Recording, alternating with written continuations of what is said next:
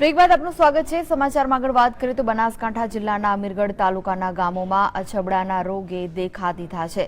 વાત કરીએ તો ઢોલિયા ગામની મોટાભાગની વસ્તી આ રોગમાં સપડાતા દહેશતનો માહોલ ફેલાયો છે। 4 મહિનાથી માંડીને 40 વર્ષની વ્યક્તિમાં અછબડા જોવા મળ્યા છે।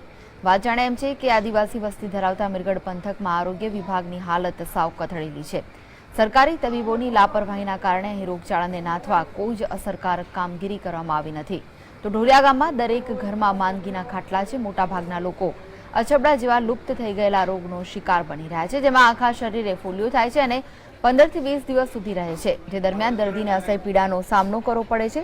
સરકાર દ્વારા પોલિયોની જેમ બાળપણમાં ઓરી અછબડાની વેક્સિન પણ આપવામાં આવે છે, પરંતુ આ રસી આપવાની કામગીરી આદિવાસી વિસ્તારોમાં કેવા પ્રકારની થતી હશે તે આવી ઘટનાઓ પરથી જ ખ્યાલ આવી જાય છે।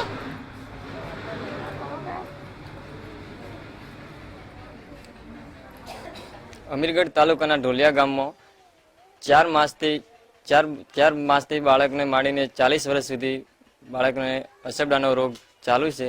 સરકારે રસીનું નિરાકરણ કરેલ છે, પણ ત્યાં સુધી કોઈને રાહત મળેલ નથી। આ અછબડાનો રોગ એટલો બધો છે, 4 માસથી બાળકો છે એનાથી માંડીને 40 વર્ષના ઉંમર સુધી છે, એમને ટોટલિંગને બધા છે, એમને એટલી બધી કરી જેના ફોલ્ડીઓ થઈ જાય છે કે એની કોઈ ઈલાજ જ થતો નથી ને જેના બાળકોને મોટોને બધાને ખજવાળ એટલી બધી આવે, રાતે ઊંઘ નથી આવતી।